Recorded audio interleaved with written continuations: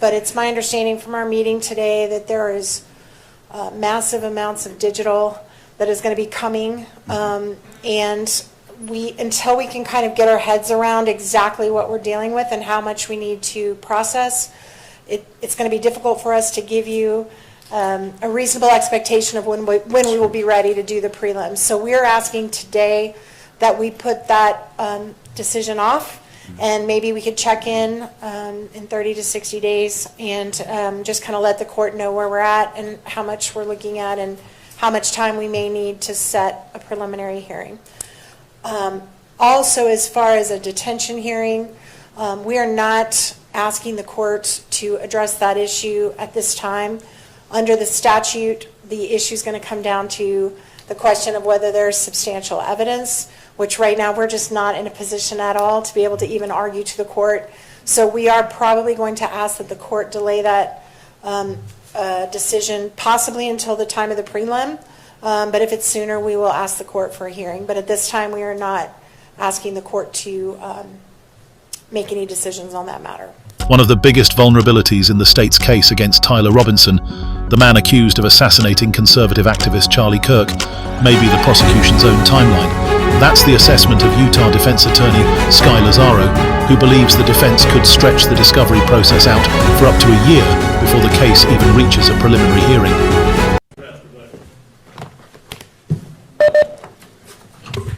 Please be seated. Good morning. Court is now in session.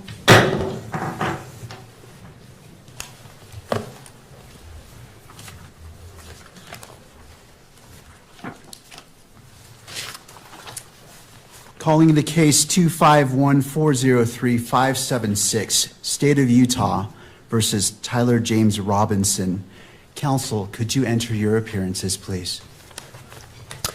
Chad Grunander, Jeff Gray, Lauren Hunt, Ryan McBride, and Chris Ballard for the state, Your Honor. Good morning, counsels. Good morning, Your Honor. Kathy Nestor, Michael Burt, and Richard Novak on behalf of Mr. Robinson. Good morning, Your Honor. Good morning to you all. Good morning. And to the jail, do we have Mr. Robinson present? Yes, Your Honor. All right. Mr. Robinson, good morning to you as well. Counsel, as we begin, I have entered orders allowing the admittance of Mr. Michael Burt, Mr. Richard Novak, pro hoc vice, and appointing them along with Ms. Catherine Nestor to be Mr. Robinson's counsel. The court enters findings that the combined experience of counsel meets and exceeds the requirements of Rule 8. Counsel, do we have, what would we like to accomplish today? I have two items, Judge. I just wanted to make a record that under Rule 16 of the Utah Rules of Criminal Procedure with respect to discovery, the state is required to provide to the defense within 5 days of the defense's request the discovery that we relied on in making this charging decision. We'll be prepared to do that, so we'll look for defense counsel's request or the next day or so, and we'll provide that to the defense. Thank you.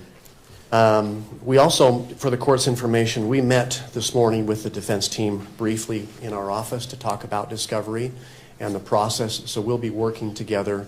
There is a substantial amount of discovery in this case, Your Honor. It's voluminous, to say the least, and we're working on a process where we can exchange information as quickly as possible and be efficient in that process. The other item I had, Your Honor, I saw that over the weekend there was a protection order, pretrial, and trial publicity order entered by Your Honor. And I just was seeking some clarification. On page 2, at the end of the first paragraph, it reads, "To that end, lawyers participating in the investigation or litigation of this case shall inform all witnesses, investigators, consultants, staff members, or other members of the prosecution or defense teams that the prohibitions contained in this order." The state were seeking some clarification with respect to the phrase "all witnesses," Your Honor. There are a number of witnesses that have yet to be identified that will likely be used in the state's case. This occurred in front of 2,000 to 3,000 students at Utah Valley University. So we're in the process of identifying those witnesses, and so those individuals are presently unknown right now. So we're looking for a little clarification from the court, and I suppose we're not going to make any arguments today, but there may be some follow-up pleadings that we may need to file. Thank you.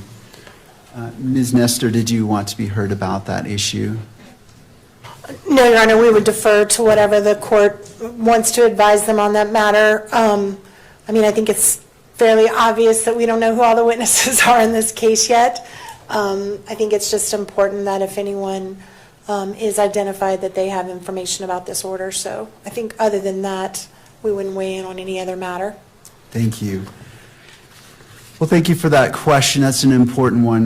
The court will rule that as the witnesses become known to each side, that information is conveyed to abide by this order. Obviously, there are potentially many witnesses, and so it's not the expectation that you would be able to do that up front, but as they become known, I would ask that you would inform them of this. Anything else, counsel? Nothing from the state, nothing else, Judge. Thank you. Ms. Nestor. Thank you, Your Honor. We recognize that we are here today for a waiver hearing. It is not our intent to waive a preliminary hearing in this matter. We are going to be seeking that one be set. However, based largely on what the state just referred to as far as the voluminous nature of the discovery materials, we do think it would be prudent to simply reset for another conference, another waiver hearing, a little bit down the road, where we have a better idea once we start seeing the discovery as it rolls in. I do recognize we're going to be getting that first batch in 5 days, but it's my understanding from our meeting today that there is massive amounts of digital that is going to be coming, and until we can kind of get our heads around exactly what we're dealing with and how much we need to process, it's going to be difficult for us to give you a reasonable expectation of when we will be ready to do the prelims. So we're asking today that we put that decision off, and maybe we could check in 30 to 60 days and just kind of let the court know where we're at and how much we're looking at and how much time we may need to set a preliminary hearing. Also, as far as a detention hearing, we are not asking the court to address that issue at this time. Under the statute, the issue is going to come down to the question of whether there's substantial evidence, which right now we're just not in a position at all to be able to even argue to the court. So we are probably going to ask that the court delay that decision possibly until the time of the prelim, but if it's sooner, we will ask the court for a hearing. But at this time, we are not asking the court to make any decisions on that matter. Thank you, counsel. In regards to the next hearing date, how about October 30th at 10 a.m.? That works for the state, Your Honor. Thank you. All right. That's fine for the defense, Your Honor. All right. Now, as we're at the beginning, anything further from counsel from either side? No, Your Honor. Thank you. No, Your Honor, thank you. As we are at the beginning of this case, it is my intent to only speak when I'm needed or it is necessary. But today I do wish to provide guidance and expectations that you can have for this court and wish to enter an order as well. As this case moves forward, Mr. Robinson's constitutional rights will be protected at every stage. He sits before this court presumed innocent, and that presumption remains unless and until each element of every offense charged against him is proved beyond a reasonable doubt. At the same time, and as applicable, victims are entitled under our Constitution to be treated with fairness, respect, and dignity, free from harassment or abuse. Justice demands that both of these principles, the rights of the accused and the rights of victims, be honored without compromise. I remain steadfast in my oath that I made 56 days ago to support and defend the constitutions of the United States and of Utah. I will carry out my duties with fidelity, transparency, and impartiality. treating every person who appears before me with the dignity and respect they are inherently due because they are human beings. Let me be clear. I will not put my finger on the scale of justice. These proceedings will be open to the public, conducted in accordance with the law, and handled with diligence and competence to ensure that justice is never compromised. It is the standing order of this court that Mr. Robinson shall be allowed to appear in person so he can fully engage with his attorneys and participate in these legal proceedings. Counsel, regardless of who is watching, whether it is the nation or a single individual, we must fulfill our roles with integrity, civility, and diligence. I encourage each of you to give your very best to this case. Neither Mr. Robinson nor the people of Utah deserve anything less than the fair and impartial administration of justice. In regards to the next hearing, counsel, on that October 30th date at 10 a.m., it's the court's intent that be in person if it be the wish of counsel for the defense for Mr. Robinson to be present. It is, Your Honor. Thank you. Thank you. Counsel, anything else that we can address today? Your Honor, we appreciate the court's comments with respect to Your Honor's role in this case. In like matter, we commit to approach this case with integrity, with professionalism and civility. We are truth seekers. We will aggressively pursue the truth in this case. Thank you. Thank you.